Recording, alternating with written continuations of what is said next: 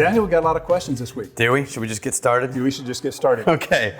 Roy, I listened intently as you responded to the question, why advertise if I can't produce my product? I was hoping I could take your answer and apply it to the travel industry. Unfortunately, travel agencies have been decimated. Absolutely. And I don't think the same strategies can be applied to the industry. Here are some takeaways from my client meeting on April 3rd in the local office of a large cruise ship center. Ooh, Not only are they in the travel business. That's a bad business to be in right now.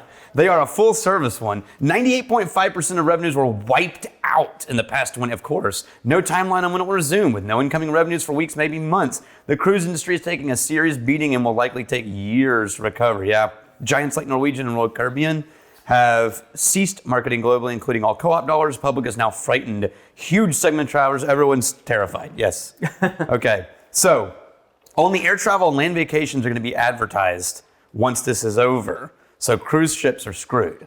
One silver lining has been uncovered. 30% more travelers will use a travel agent the next time they travel, as opposed to booking online due to the added benefits like emergency cancel. What would your advice be to travel agencies who've been blindsided? Now here's the thing that most of the questions this week have in common. Yeah.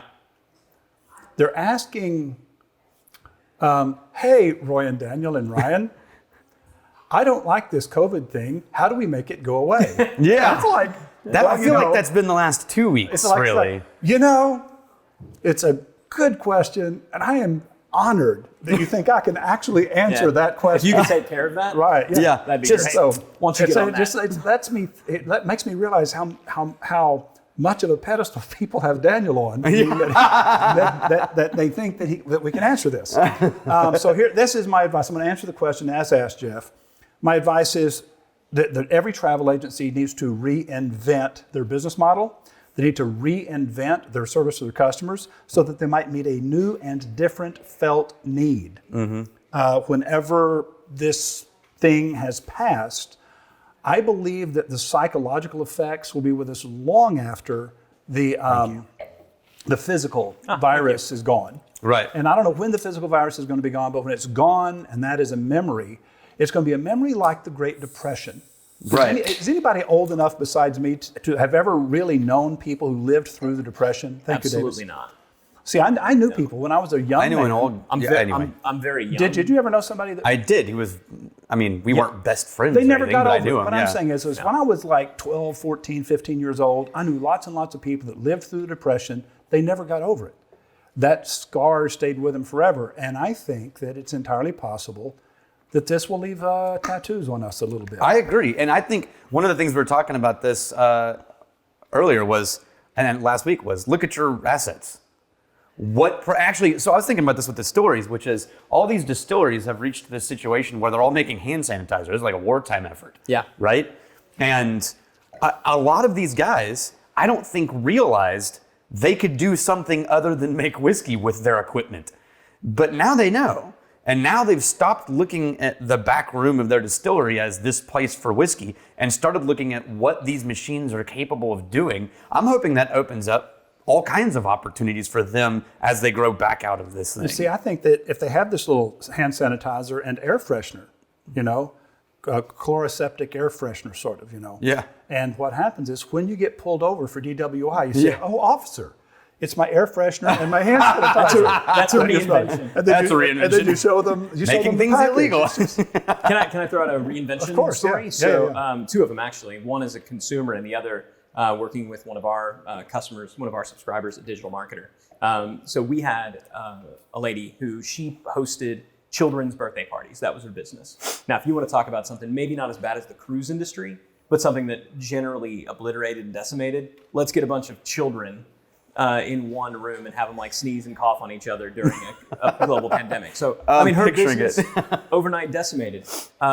She went out to all these parents who they still wanted to be able to offer something, pivoted her entire business model to virtual parties, right, and providing parents with all the stuff that they needed to have the parties there, but then also brought in, so it almost turned into like all the different people all have the accoutrement. Exactly. Right. And was able to still get them the supplies and do things, and then even came on, like set up a Zoom and did different entertainment and some other stuff. Her business is up 30% month over month during this because she now has clients. She was a local business. She now has clients in Russia. Oh yeah, of course. She has clients all over the world. As long as she can mail them a package. When they were able to do this. There are people who are booking her services. Now this is for the viewers, but the theme of this show, Ryan had no idea what he was walking into. He was just literally walked in ready for anything. But reinvention, like he just described, is the theme of the entire show. Okay, good. And we're going to be unveiling that layer by layer. But right now, what I've got is something that Jeffrey Eisenberg sent me. And this is a chart that is showing of all the online sales activity, what is just selling off the hook. Disposable gloves, bread machines, cough medicines, soups, rice and dried grains, packaged foods, fruit cups, weights, working out at home, weight Comfort sales, food, milk and cream, dishwashing supplies, toilet paper. Toilet paper is actually way down. We joke about it all the time, but there's several things that are up way more than toilet paper. Fitness goods, vitamins, dog food, pain relievers. Now, the stuff that took a beating. I mean, big beating. Luggage. Look at this. Briefcases, cameras, menswear, men's swimwear. Swimmers, Bridal wear, men's formal wear, women's swimwear, and rash guards. I don't even know what a rash guard is. Yeah, well, it said, like surfing. Okay. Yeah, but And then boys' athletic shoes, gym bags. How did rash guards equate How a is big that enough even its number own to show? category? Yeah, that doesn't make any sense. The athletic stuff makes all kinds of Store surprised- fixtures and supplies. Yeah, party events. I'm surprised drones are down.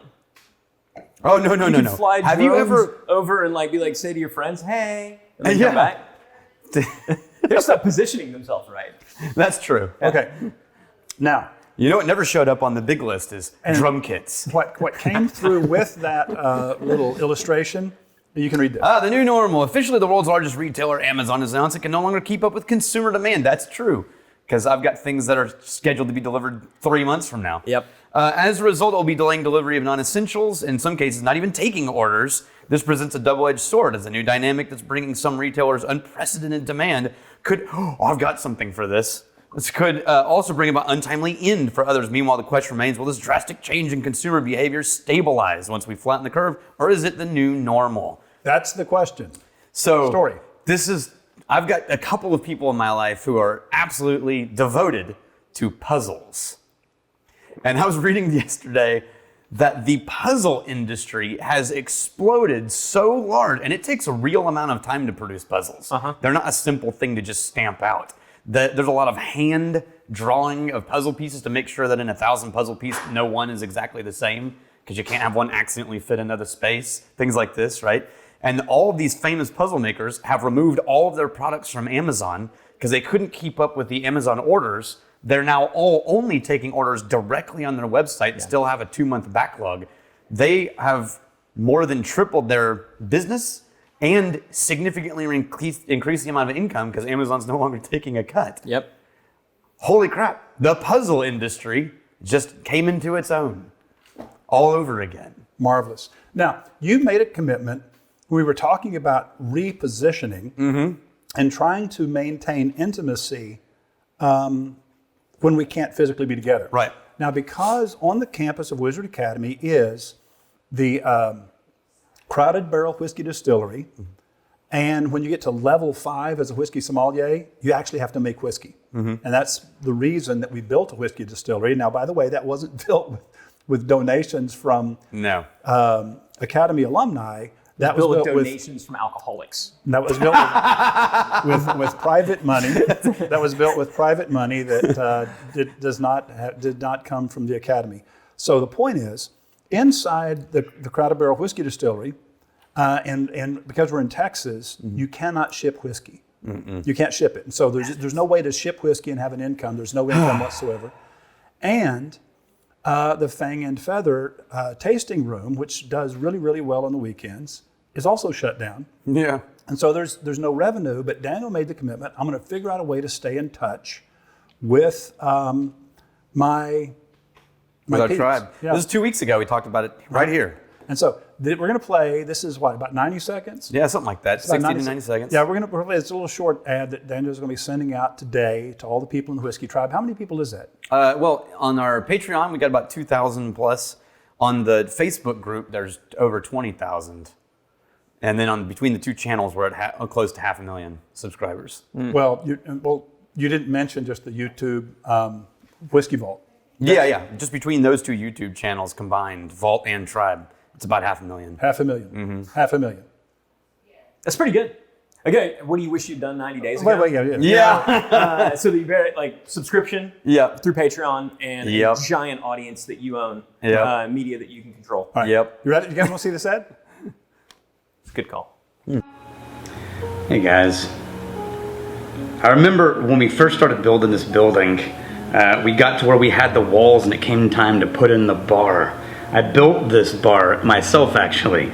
I framed it out, and then Rex and I went to a local wood shop where they had a bunch of reclaimed wood, and we got the wood for the wall and the wood for the front of the bar and the bar top, all from the same place, from an old barn in the Midwest. And we put it up here, assembled this thing, and I remember thinking, I wonder who's going to be standing at this bar.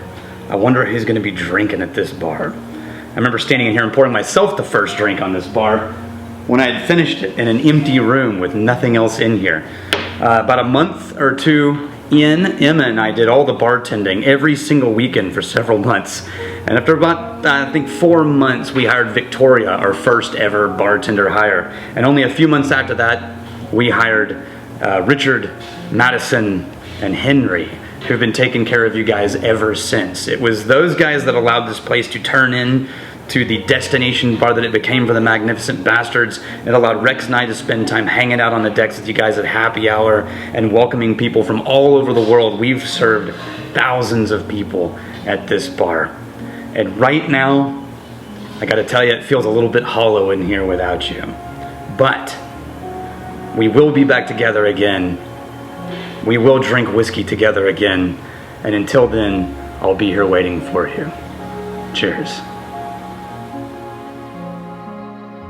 That was beautiful. Everyone act like they've been crying a little bit. Oh, I'm just, yeah.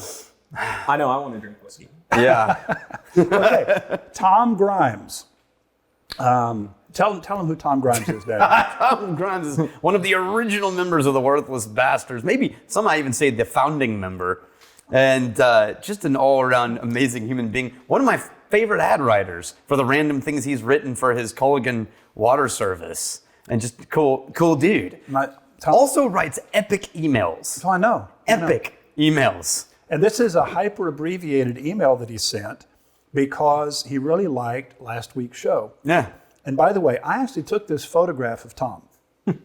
We were at a museum, and Daniel was standing next to me. Mm-hmm. We were out running around with Tom and Jeffrey Eisenberg. And let's see, who else was with us that day? No, that was it. No, didn't wasn't we? it? No, Dad wasn't Sean there. McNally. Sean McNally, that's right. Sean McNally was there. That's right. Anyway, I photoshopped the sign. Yeah. Because I've always thought that was funny. But it takes me a moment to see. At first, I kind of agreed with it, and then I said, "Wait a minute." You know? Okay, so this is Tom's email. Roy and Daniel. I watched Friday Chat with Roy, Ryan, and Daniel. Much more interesting than you guys dissecting radio ads, by the way. Here's what I think would be even more fascinating. Pandemic to be interesting. Yeah. Jeez. All three of you are E-men, entrepreneurs, successful serial. That makes me feel a little uncomfortable. Serial E-men. Would you explore the topic of E-man, E-woman mindset? My belief is the E-mindset is much more important than the E-toolkit. As you know, I believe Wizard Academy is a school of entrepreneurship, not ad writing. The second question is about business models. What business models will weather this storm and what will wither and die? And in that show, would you share your insights on entrepreneurship and effective business models when this current ice age starts to retreat? Later, Grimes. So here's the deal. Yeah. Ryan is so brilliant that he walked in here having no idea that reinvention was going to be the topic. Yeah. He had no idea what we were going to do, but yet you immediately talked about the woman who was the birthday party host for little kids. It goes to zero, and she said, "How can I reinvent this?" And so she decided, "I'll reinvent this as an online-only thing," which makes no sense at all. It makes as much sense as selling shoes online. Right. You know what I mean? Oh, that will never work. That never worked. Yeah. And how much? Was it Amazon that paid $1 billion for Zappos? $1 billion. It's not surprising. Which, by the way, looks like a bargain now. I mean, it's not like they lost money on that deal. No. I think the mindset and what reinvention comes down to isn't necessarily changing your product mix, because I don't know if you're going to be able to do that in time. but becoming delivery channel independent and getting diversified in the delivery channel, the channel through which you deliver your product or your service, is really important. And so is acquisition channel.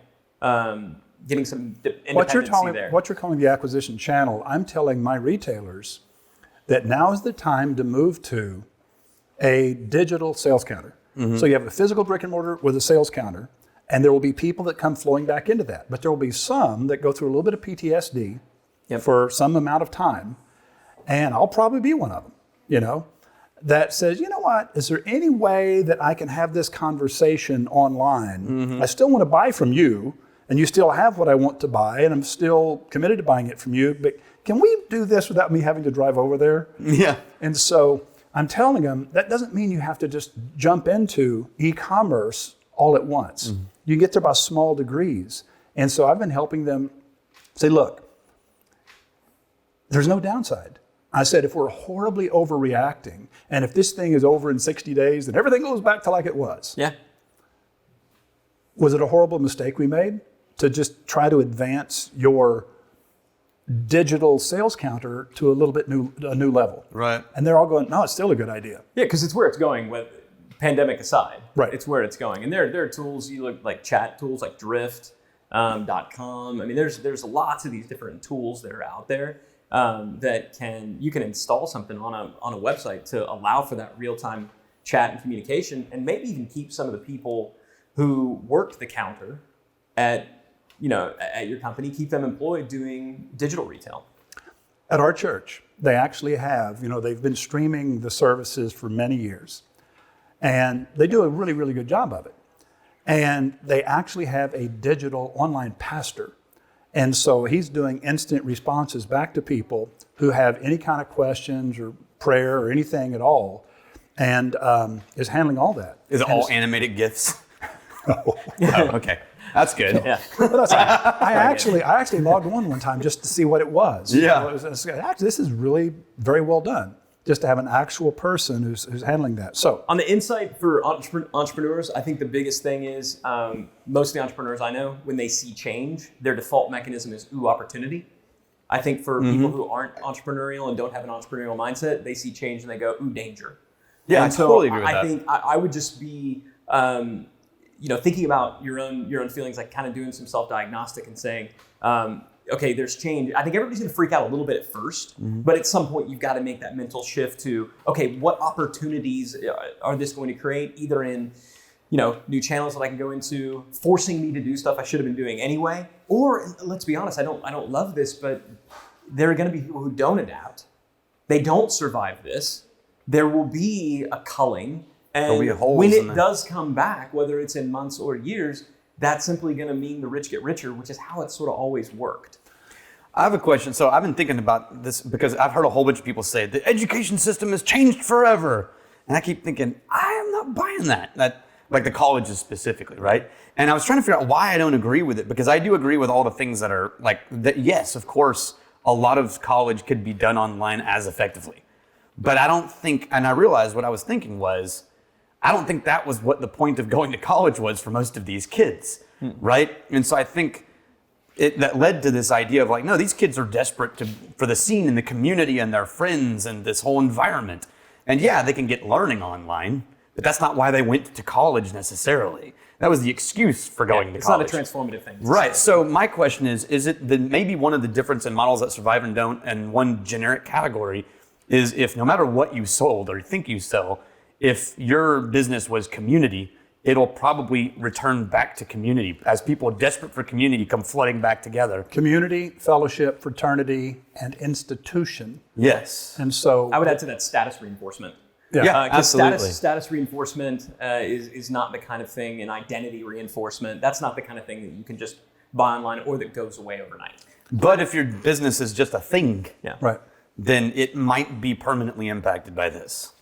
Which is why I think jewelry will come back. I think high-end luxury things will come back. Of course they will. The way that they are sold, but people are still going to need, means and mechanisms, tokens, totems, we talked about it last time, to represent and reflect different things. The means through which they acquire it, the means through which they buy, the acquisition channels, Those will, adjust and change, but the need and the desire for them won't. Now, the 2 points I wanted to make is, number one, if you didn't catch last week's show, this is Ryan Dice. He's the chairman of the board of Wizard Academy and the principal at digitalmarketer.com. And many people argue that he knows more about digital marketing than anybody else in the world. I don't personally believe that. I don't either. But no, I do believe that, frankly. I actually do. I could be paid enough to believe it. All right. I'm not above bribery. How do you think I got it? So the other thing I want to point out is when you talked about the entrepreneurial mindset, I want to point out, I believe there's a very big difference between being a good businessman and being an entrepreneur. Mm-hmm. You can be a good business person.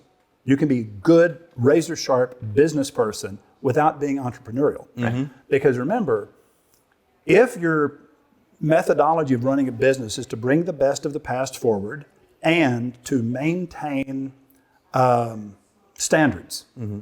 then you can be basically a compliance officer. You can be the enforcer of policy and procedure and be an incredibly effective businessman until change happens. Mm-hmm. And so I'm not saying that you have to be a great entrepreneur to be a good business person. You don't. Entrepreneurism isn't always successful. There's as many big smoking craters of entrepreneurs that they left behind. Yeah, maybe more. Yeah. So even in one person's story. I've blown up businesses so I could go and fix them. Again, the idea of responding to change in a positive way can be a bad thing if change isn't merit. It's like, I need something to respond to right now. Exactly. And so the problem the problem that a lot of entrepreneurs have is they believe if it ain't broke, break it. Yeah. Mm. And it's kind of like, yeah, so there's dangers in being entrepreneurial. It's just that, because I want to point out that being entrepreneurial is not like the answer at all times in all scenarios. No, I'm going to argue I am less like an entrepreneur than I am like the second one. What was with the essentially caretaker, right? The guardian. Like I have some skill sets of an entrepreneur, but like between Rex and I, Rex is like 100% thoroughbred entrepreneur. We'll break everything in order to fix it. No, and I'm far more the person who comes in and goes, how do we make that thing you said happen? Rex is the classic, ever since he was a little bitty boy, small child. You build the rocket ship while you're flying it. Yep. Mm-hmm. And it's kind of like, I don't even know how that's done. Now, I do approach change with hope, always. Mm-hmm. Yeah. So I have that in me. But I much prefer to organize. All right, we're going to move on to some of the other questions. Roy, should we operate and build campaigns and creative as if COVID-19 is going to be a short term, or as if we're digging in for the long term? Leah. Now, whenever she says long term, in essence, over 3 months. Right. So most people thinking right now that, hey, in 30 days, some people are thinking 2 weeks. Yeah. May the 1st, boy, howdy, it's going to be back to normal. That's just the peak. And I'm saying, so I don't think that we're going to think it's going to be back to normal. And so here's my answer.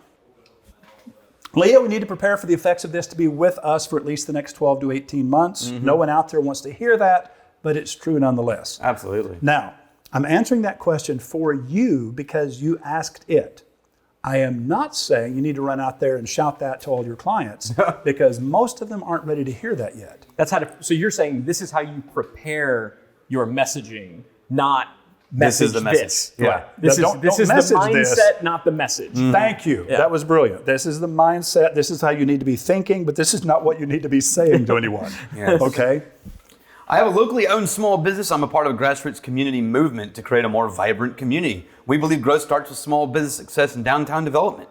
We need to practice the kind of unity where we stop competing against each other and grabbing for credit. We must replace fighting for recognition with faith in what we can accomplish when we don't care who gets the credit, said the we generation. How do we create sustainable unity among the small business owners in our community, Keith Killen?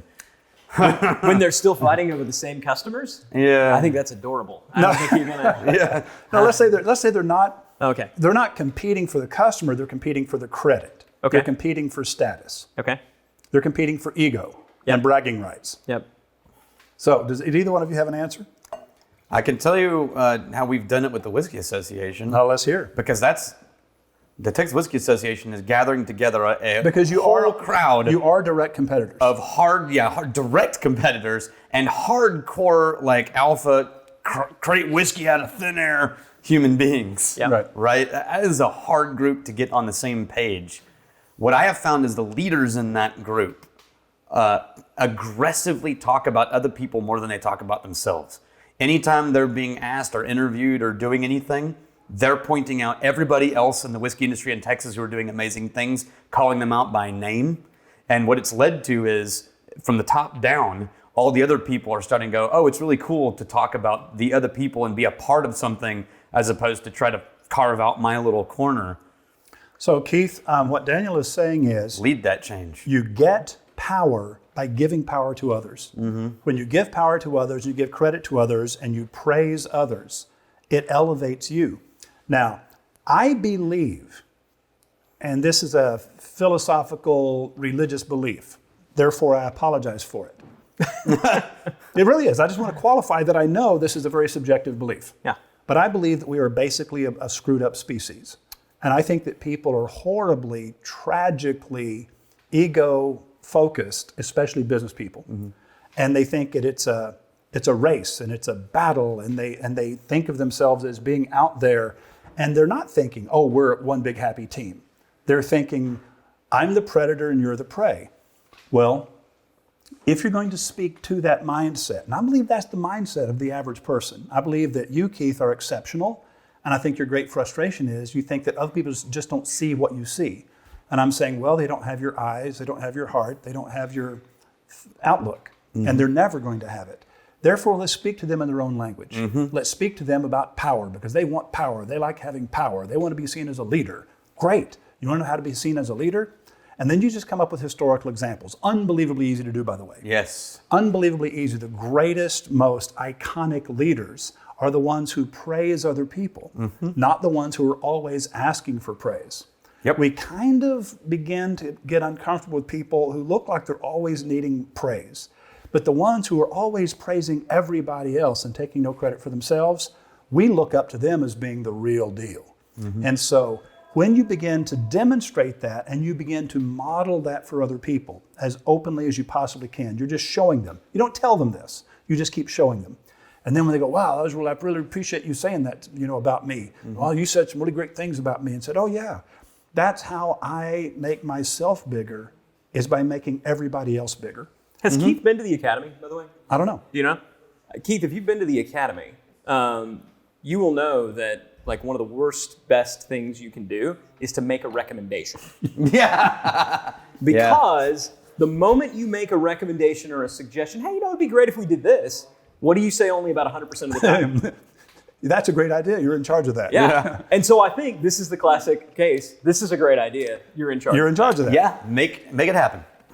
Roy and Daniel and Ryan, we were all working. I just wanted to make you feel. I just wanted to make you feel included. Hey, I'm not even mad. Yeah. We're all working to help our business partners strategize how to thrive after things return to normal, not just survive. A couple existing clients are so concerned about public perception and backlash, they don't even want to advertise they've adapted business and are still able to serve customers, only in a different way. It appears they're so fearful of attention or promotion. I know we can help them reach so many more people who will become customers and provide greater cash flow to carry the business through this and come out the other side with greater market share. An example is an RV dealership. This is their prime selling season. Another is a local restaurant who's not doing takeout. How are they surviving? How would you approach this when fear is so difficult to overcome? How would you approach this when fear is so difficult to overcome? I'm going to answer the question as asked. Nicole, when fear is the driver, speak to fear.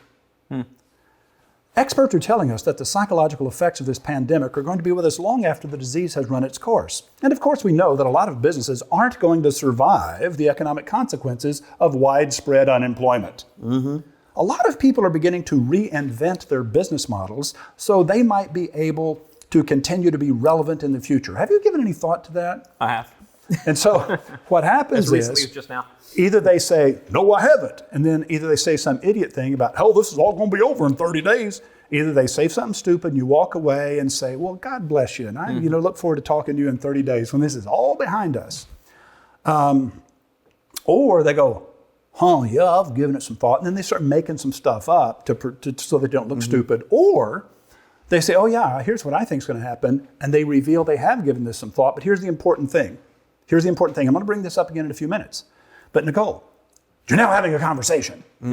So what happens is when you speak to the fear, and by the way, freeze frame, Memorize that. You know, it's like capture that language, because that is what I would do, and I know it would work. And it's going to really piss some people off, but they were never going to do business with you anyway. So the one thing I want everybody to understand is there's never, ever, ever an answer that always works on everybody. And if you have anything that's powerful enough to work, it will alienate some percentage of the people. That is not a failure. That is a sign that you're doing something that's powerful. And so this is what I would do. I would speak to the fear if a person is fearful, and I would speak to it in an elegant way, such as this. Do you have anything to add to that? Nope. Hey, Roy and Daniel. To me. So Whatever, I can type this in. Hello, Roy and Daniel. Hello, Roy and Daniel. And Ryan. And Ryan. 5 weeks ago, I accepted a job to be an account executive in cell radio. You poor bastard. The world was a different place when I accepted this position, and no sooner do I start than the world is upside down. What advice would you give someone with sales experience, new to cold calling, especially during a global pandemic? Welcome to everyone new to. Thank you in advance. I did watch advertising in a time of crisis. It was helpful, but being new, it's still a struggle. Chris Hawkins. Now, because my heart really goes out to Chris, I remember being new, and I didn't even have that hill to climb. Yeah, it was already hard. Now, I'm going to show you, it's about 3 pages, and I said we're going to come back to the same answer I just gave Nicole. All right, check this out. Slightly tweaked. Chris, in your situation, the key is to get in the conversation, even if you have to start that conversation. At the risk of outraging people who are already teetering on the edge, my plan would be to say, hi, I'm Chris Hawkins, and I'm preparing a report about how local businesses are innovating during these challenging times. Would you be willing to answer a couple of questions for me? Hi, I'm Chris Hawkins. I'm doing a report about how local businesses are innovating during these challenging times. Would you be willing to answer a couple of questions for me? Now, they're either going to say, okay, or they're going to say, no, I'm busy right now. Or a few might even ask, who do you work for? If they ask that, tell them the truth. I work for KABCDY radio. And then, if you get permission, this is your question. You ready? You ready to hear this? Experts are telling us that the psychological effects of this pandemic are going to be with us long after the disease has run its course. And of course, we know that a lot of businesses aren't going to survive the economic consequences. Some people are beginning to reinvent their business models so that they might continue to be relevant in the future. Have you begun to give any thought to this? And if so, what plans have you made and why? Now what happens is you're in the conversation. Now, I'm not done. You ready? See, I did this for Chris. I want Chris to succeed. Yeah. Chris has got a full-blown campaign. Right. Yeah. Now, Chris, most important part, after you have actually interviewed 30 or 40 businesses and taken careful notes, write the report that you promised. This the is most not important part. This is not a scam. This is not a con. This is not some bullshit thing that you do just to get to talk to people. You write the freaking report. Lying is bad. And then, I'm saying if you can do this to 100 businesses, then you're going to be a superstar. You're going to be astoundingly wealthy. You're saying 30 or 40, but 30 or 40 any actual number interviews. And above that is even better. It's even better. Right. What I'm saying is if you don't have at least 30 actual, where people gave you their thoughts. They gave you your thoughts, you wrote them down. If you don't have at least 30, you didn't do your job. 40, I'm more comfortable with. If you get 100, this is a book. You can actually write a meaningful book from this. It's a book. It's also the biggest news in the whole city that you're in. No, I'm telling you. When you release it to every news outlet. So what happens is, when you're a newbie, ask the question that a newbie would ask. Go in looking for information and feedback. And so then you call back each of the businesses who participated. And by the way, if we are getting physically together back then, at that time, I'd say, hey, listen, this is Chris. Thank you for your information you gave me. It was really meaningful, especially one of the things you said, I really stuck with me. And you quote back to something they said, because you've got this in your notes. And then you say, now I'm going to be making a presentation at such and such location on a certain day. And there's going to be several dozen people there who participated in this. I'm going to make this big presentation, or I can just email this thing to you after it's over. Which would you prefer? And so they go, oh, I'd like to come to the deal and get the email. And so you have this little PDF, or maybe you make a little ebook or something. I don't care. But the point is, deliver what you promise, because you will emerge from this as an advertising and marketing expert. Why? Because everybody wants to know what everybody else said. And if you're the caretaker, you're the curator of what everybody else said.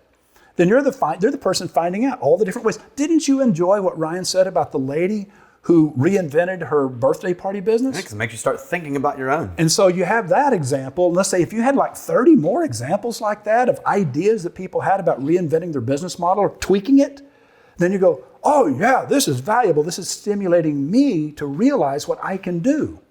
Just these other examples, they're not in my business category, but they're triggering what I can do. And so you become a leading advertising and marketing consultant simply because you asked the question of a bunch of business people in a way where there was no product or service attached. Now, this is going to require one thing beyond your control: the patience of your employer.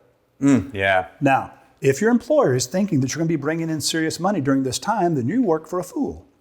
Go ahead and let them fire you if they choose to do that. I don't know who you work for, but I'm just telling you that this is gold and this is going to work. Even if they let you go because you didn't bring in enough money fast enough, and you're the newbie and the newbie goes first. You still make the phone calls. Even if you still make the phone calls. You make the phone calls from your house, you establish yourself, because pretty soon you're going to control an enormous amount. Yeah, no. If They fire you, Ryan@digitalmarketer.com, drop me an email. Yeah. I bet I got a job for you. Yeah, exactly. Because what you're talking about here, I mean, this is going to take some doing. Yeah, this is going to take effort. Yeah. But what I'm saying is, if you put in that effort, you go from being the newbie to being the person that everybody wants to talk to. If you reach out to Ryan@digitalmarketer.com, have the book done first. Yeah, don't just tell me like, Just a recommendation. I'm definitely going to do it. Can I have a job? Yeah. No.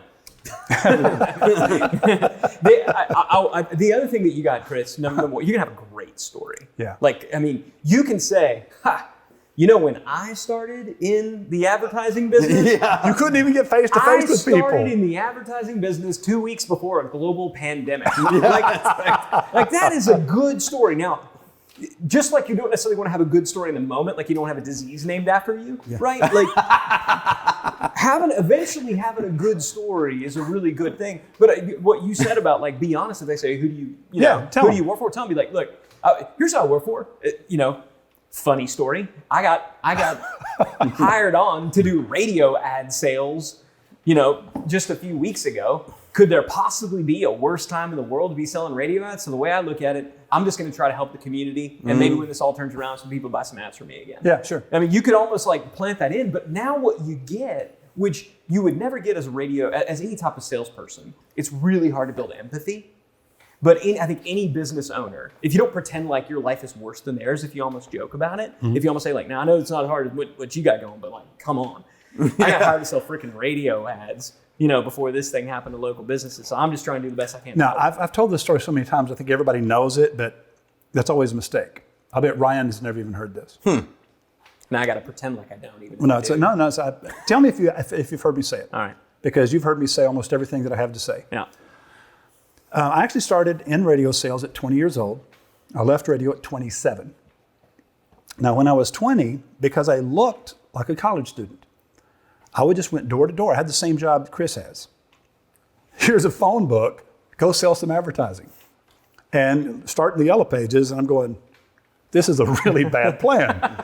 And so my criteria was, I only walked into businesses that I kind of had some confidence in. I had to think, they seem to know what they're doing. They don't look like they're dying on Which the vine. means you had to think about why they seemed to know what they were doing. Right. I had some degree of confidence, and if asked, why did you come in here, I could articulate it.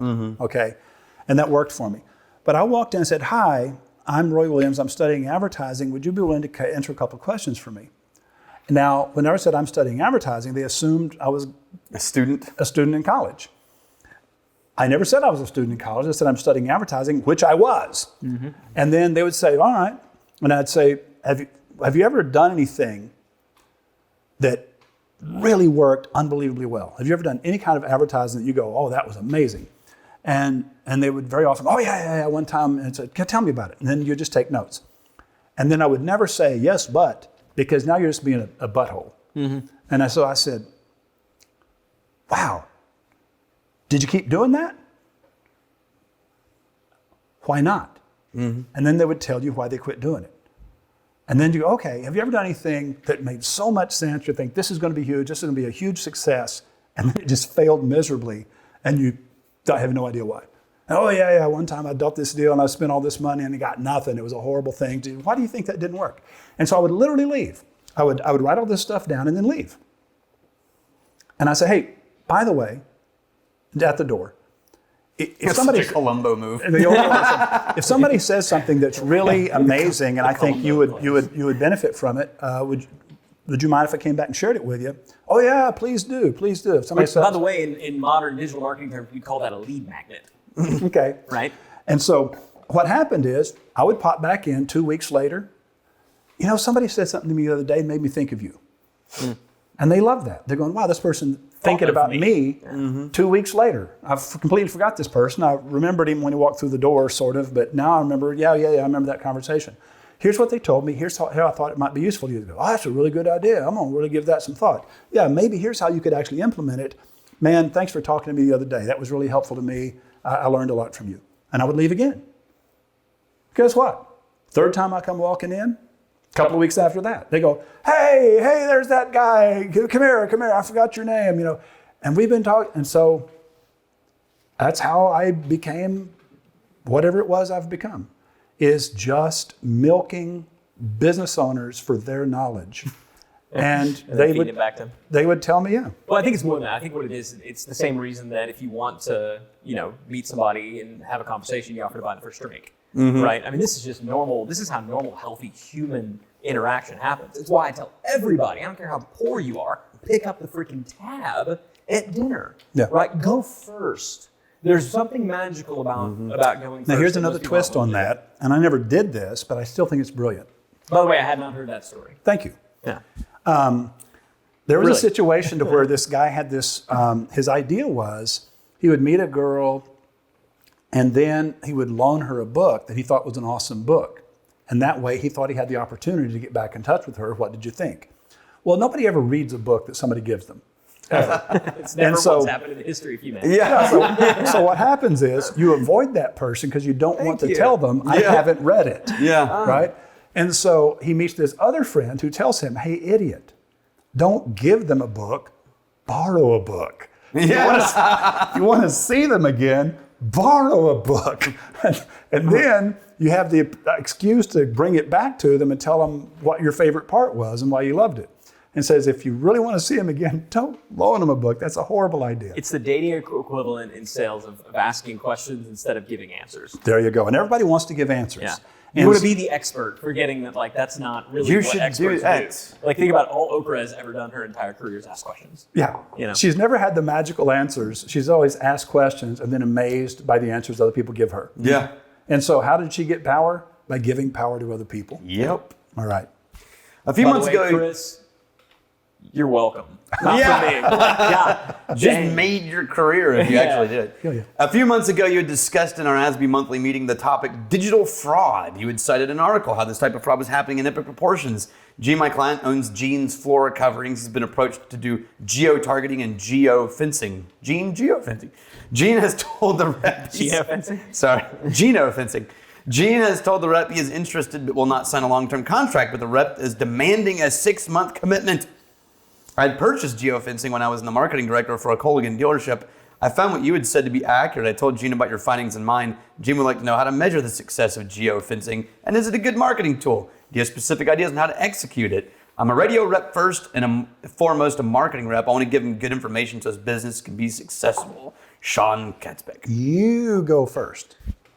So if I'm the client, I would ask the salesperson, why do you need a 6-month commitment? Is it that you believe it's not going to work, and so you want to lock me in for 6 months? And I would end with an upward inflection and see what they say. Because, because what I'd say is I'm happy to do it if it works, but if it doesn't, now I feel like I'm locked in. I feel like an idiot. Help me feel better about what you're asking me to do. And see what they say. Because if nothing else, there needs to be some way for them to... Here's a question. I know... Adapt I know intimately how much repetition is needed. And by the way, it's always relative to the impact of the ad itself. The impact of the ad itself determines to a large degree how much repetition is needed. But assuming the same level of impact across all different media, okay, I know how much repetition it takes on radio before it begins to pay off. I know how much repetition it takes on TV before it begins to pay off. I know how quickly billboards will pay off. I do not know how quickly digital banners, like you would get with geofencing, pay off.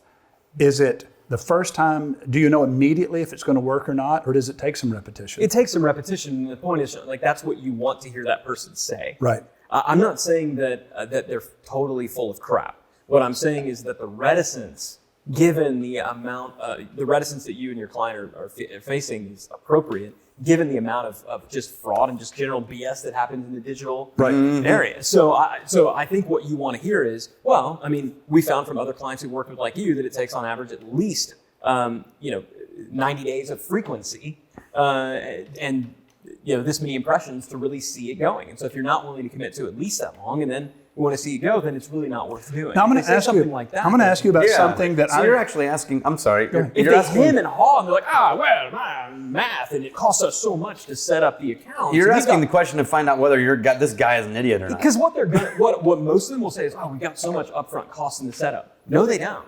Like, what I know for a fact with this is they don't. They should be leveraging proven ads that already work, and they're tweaking the specific channels and frequency and where it's being delivered. So there isn't a tremendous amount of upfront cost, but that's what the people who are full of the poops, as the kids say, will say. If it's what you said, because I know you can justify, because we had this conversation. Look, if you're going to get on radio, this is not a 30-day, we're not going to run a 30-day Sunday ad spot for you, and it's going to like crush. It's going to be this long.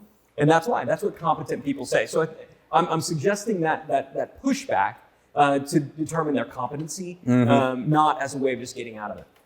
All right. I want to make two comments because this is super important. And we're coming close to the end of today's episode. The first thing is, in today's rabbit hole, there's a brief story about Andrew Harrison.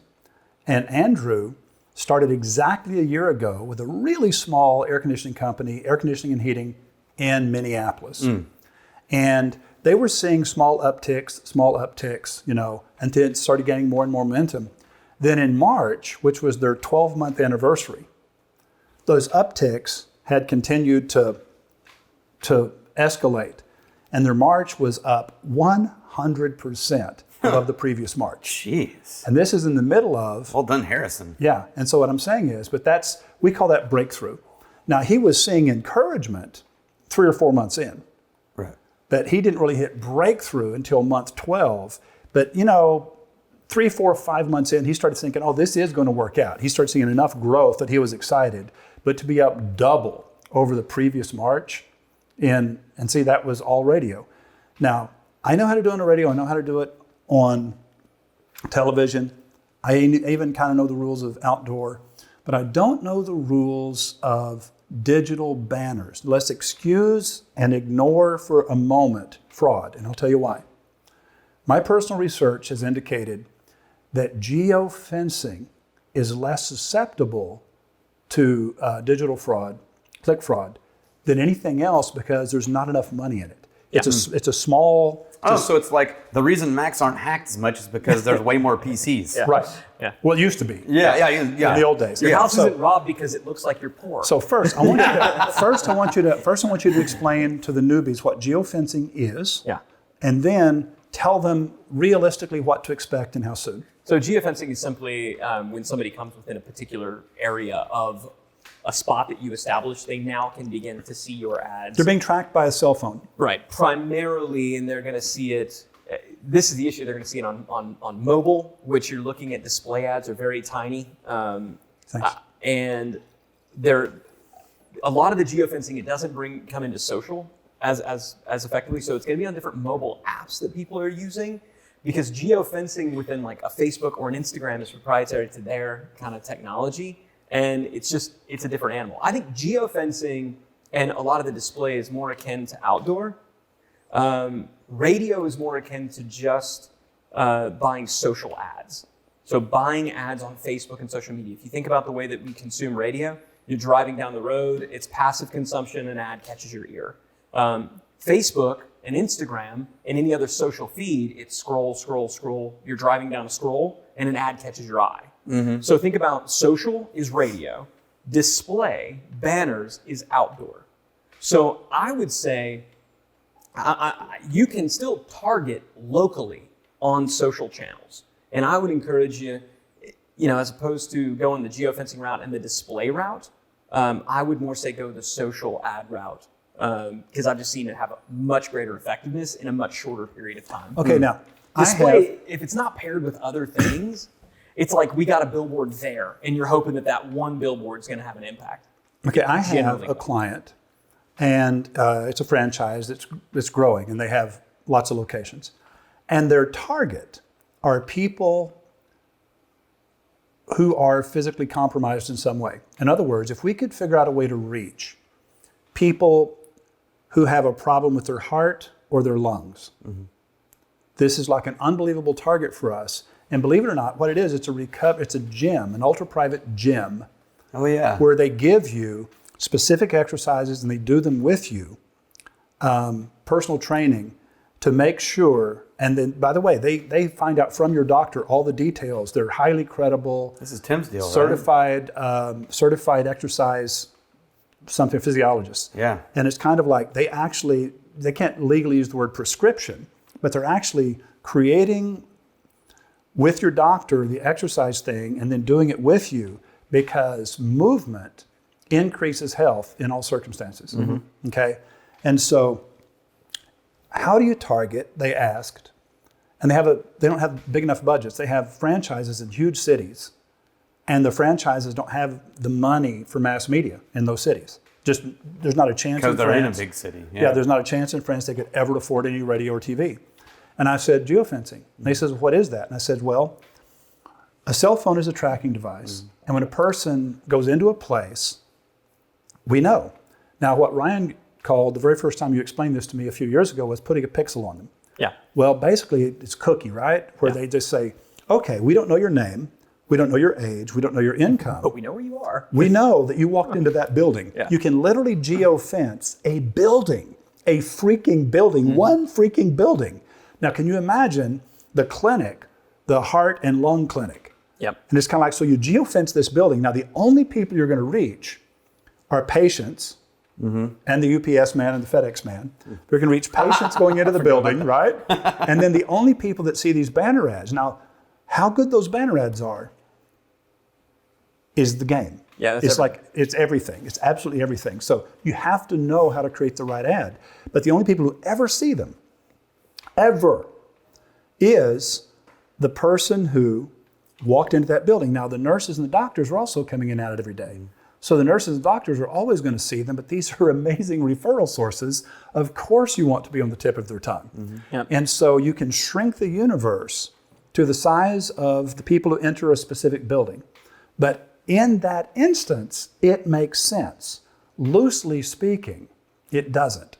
Loosely speaking, I agree with Ryan entirely, and this is not even my field. But there is the rare circumstance when geofencing and saying, well, I'm only, if they go here or if they go there or if they go here, then I want to know. What a lot of people are doing right now is they're geofencing their competitors. And so if you went into my competitor's business, I want all of your devices to start showing you ads for me immediately. See what I mean?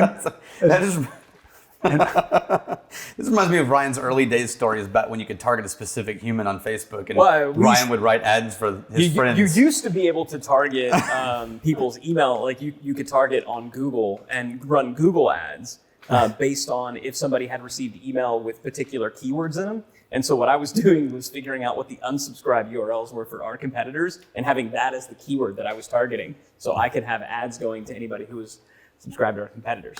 So I think it's a good thing. I think just remember, whatever the targeting mechanism is, geofencing is a targeting mechanism.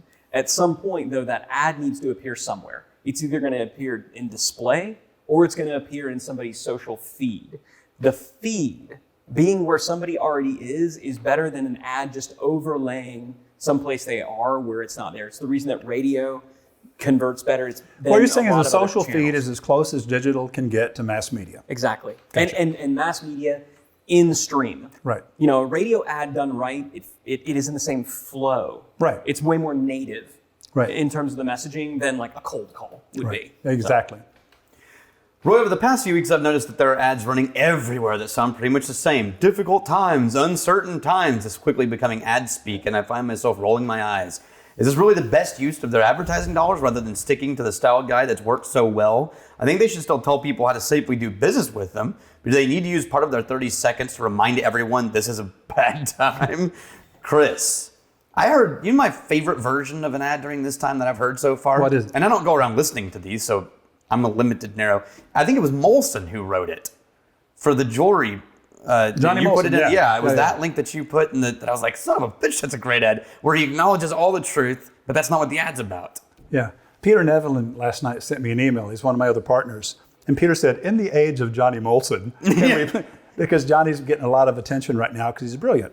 And Peter's kind of like going, well, I work with some people who are pretty brilliant too. And so that's how I knew the Andrew Harrison story. Yeah. Is he says, well, and I said, Peter, I don't know these things unless you guys tell me, you know. Mm-hmm. Now, Chris, I would say the first thing every business owner needed to do, of course, was to acknowledge that we were facing a problem called COVID-19 and that we're all in this together. Now that you've successfully done that, Mr. Business Owner, have you given any thought to how you might follow that up? Yeah. And that's an elegant way of saying, hey, you sure did the right thing when you said in these uncertain times, but now that we've delivered that message and everybody knows that these are uncertain times, then how are we going to follow that up?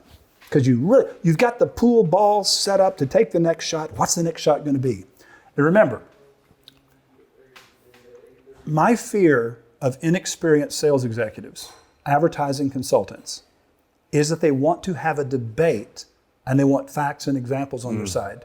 And I'm going, facts and examples are okay, but only if they just add momentum to a case you've already made pretty forcefully. Right. To make a case forcefully, all you have to do is shift perspective.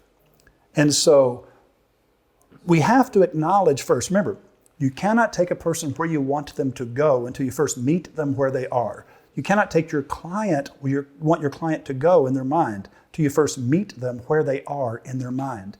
Where are they in their mind? I'm doing the right thing because I'm being sensitive to the moment. And I said, boy, these are uncertain times. Yeah, you and everybody else. So while you're rolling your eyes, trust me, I'm rolling my eyes and throwing up a little bit in my mouth whenever I hear people say these idiot things. But I never say that to anyone. You want to say, man, that was brilliant what you did. That was so much on the mark. But now that we've done that, now that people get that, what's next? And they go, well, I haven't given a lot of thought to that. And says, well, fortunately, I have. Yeah. Here's what I think would really work well for you.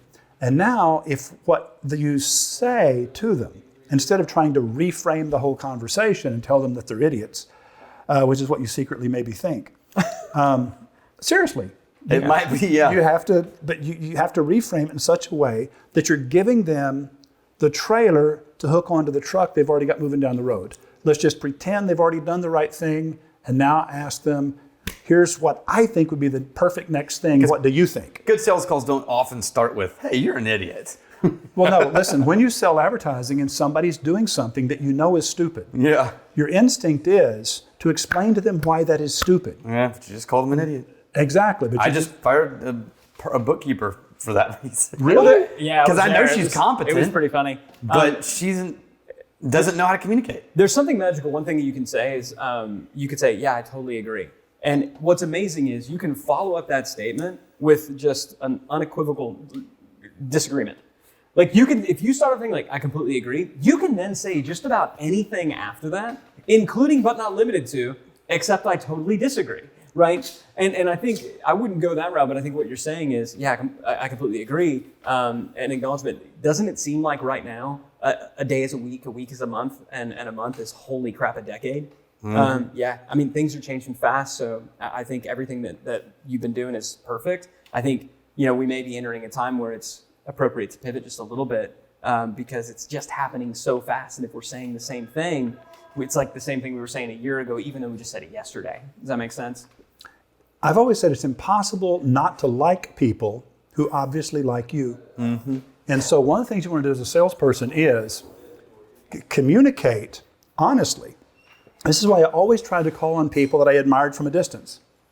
Because if I walked in there thinking, oh, this is the one person in this whole strip center who actually I think knows what they're doing. Now, maybe my reasons for believing why they knew what they were doing were flawed. Maybe I was a moron.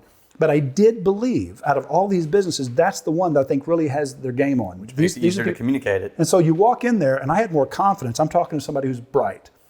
And I would say, man, I came in here because you're doing this, and you're doing this. And that obviously indicates to me that you kind of know what you're doing. And I have a couple of questions and a suggestion if you've got time to hear it. Either they did or they didn't.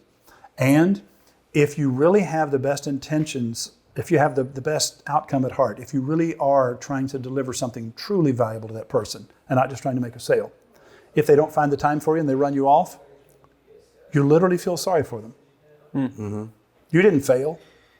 They screwed up. And so do you have any idea how many times right now in my life I look back at times when people really wounded me by just running me off like I was worthless? And then I go, I still meet them occasionally. And they're going, oh, wow, it's just amazing what you have become. And I'm sitting here thinking, yeah. Yeah, I know, right? Bet you wish you would have took me up on that offer. It's amazing that you're still so ordinary. Exactly. Yeah. Well, listen, what I do is I don't ever say that. I try to be gracious, but at the same time, I get huge satisfaction out of knowing, oh, yeah, the day you didn't listen to me is the day you really screwed up. So that only comes, you only get that when you are sincere in your compliments and when you are sincere in choosing who you think you really want to invest your time and energy in. Because I've said to all my partners, and I'm saying it to everybody watching today, if you sell anything to anybody and you're in the cold call business where you are selecting your clients, do you go to them or do they come to you? Now, if they come to you, you just take whosoever will. Mm-hmm. But if you go to them, choose people that you really would like to have be in your life. Mm-hmm. Do not go to people that you don't want in your life. Why would you do that? And so your employer doesn't want to hear me say that, but I'm in this to help you. So, Jim Borofka. We love Jim. We love Jim. Daniel Roy, ads for your critique are attached. We're already running them. It's a little late to find out that they suck. So if they do, say it, but in a nice way by saying these suck, but we mean it in a spirit of love. Okay, Jim. Jim sent like 7 different ads. Yeah. I listened to them. And basically, I liked them. And because Jim, I did like them. They had that whole homespun thing going on. Right. You know? But in the same way that we've been talking today about you get power by giving power to others, the common thread of these ads was they were personal reminiscences. And so the camera, and this, by the way, it doesn't make them bad ads. I'm just saying, Jim, this is how you can make them better. Put somebody else on camera. When you're telling a story about the past, don't make it about you and what you remember about you. Make it about what you remember about somebody else. And where I think Jim obviously got the idea was advertising in time of crisis. These are the 3 Ramses ads. And I said it took me several hours to get these ads out of Robert and Lori. But if you look at any of those, none of them are talking about themselves. Robert talks about this guy that came in 21 days after Hurricane Katrina because he hadn't seen his wife smile in 3 weeks. And it was his anniversary. And he spent a few $100s. And he was sad. And he had no house and he had no job. He had lost his house and he had lost his job. And he just wanted to see his wife smile. And Robert says, you know what? When I think of true love, I think of that guy. When I think of true love, I think of that guy. And he goes, that's been a bunch of years ago. It's been like 15 years ago. But I still think of that guy because no house, no job. And so Robert's telling the story, and so you feel good about Robert. But it's not a story about him. It's his memory of someone else. And that's the only way your ads could have been better, is take out the first person perspective of I and replace it with a second or third person perspective of they. Or maybe another thing is, I got a buddy of mine, Donald Miller, who's really, really good at messaging.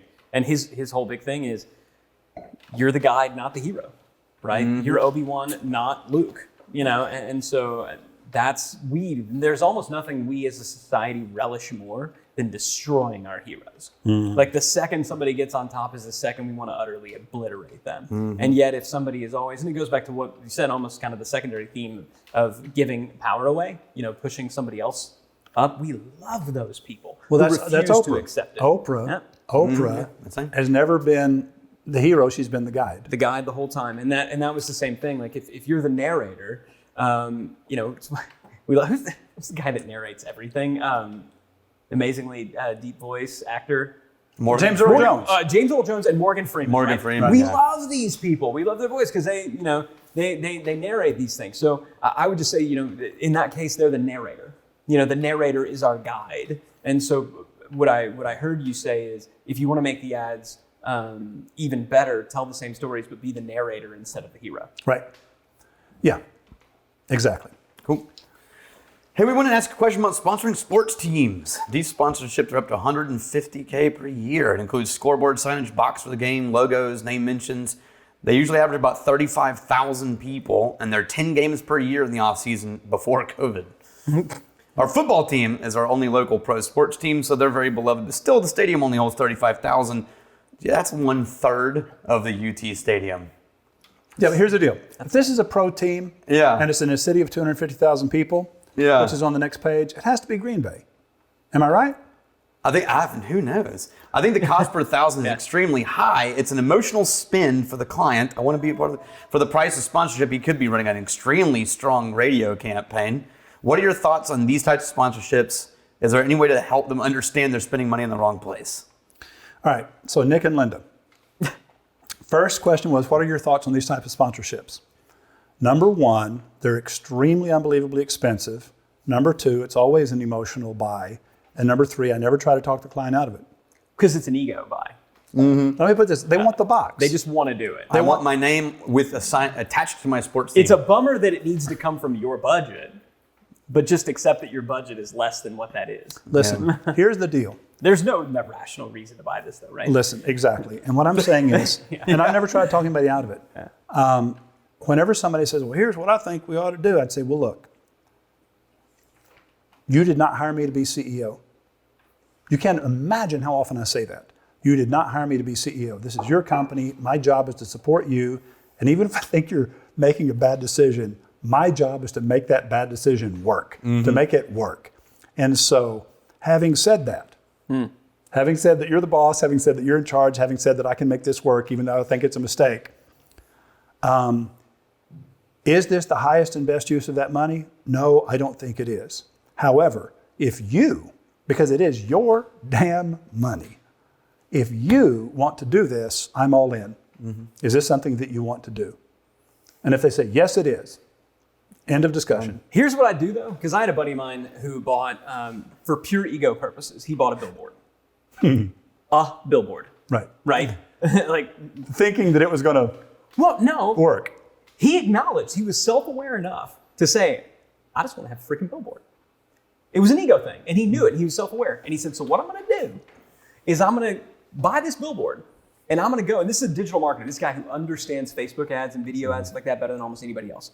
He bought this freaking billboard, and he goes out there and he went, you want to see what stupid looks like? It's buying a freaking billboard like this.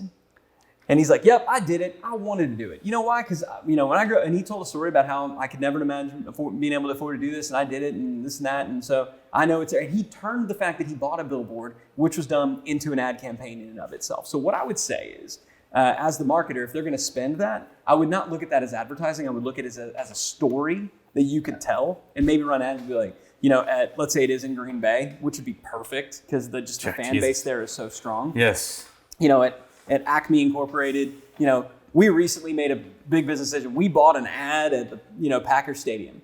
Not because we knew it'd pay off. Heck, let's be honest. Not a great use. You know why we did it? Because we love our team. If you love the team too, then come see it. So I would use it as a jumping off point for an ad that will actually work and take pictures of the ad. So it's a bit meta. Like the ad is a picture of the ad in the place, but I've seen it work. Listen, Garrison Furniture is one of Rex's clients. Yep. Has been for many years. And I love him. He's been to several academy classes. And I remember one of his very first television ads. It's just a infinite white field background, and he's holding his baby daughter. And he says, you know, I always hated those ads where a business owner would put their kid on TV just because they wanted their kid to be on TV. Well, guess what? I have this new baby daughter. And I know that it's stupid to spend my hard-earned money just to show off my baby daughter, but hey, it's my money and it's my daughter. So there. And it's like, And that was the ad. It's like, that was it. That was it. Yeah. And it goes, so it's like, hey, I can do this if I want. Isn't she adorable? But And that's so- the key, right? yeah. You got to lean into it. And so I think if it's a picture of it, what you want to make sure is that there's nothing in the contract that precludes them from taking a picture of the ad in the stadium, which sports teams, by the way, are pricks and they will do that. So that's the only thing that maybe I would argue for the client. Like, And use make sure a something client has a here. sense of humor about the decision they made.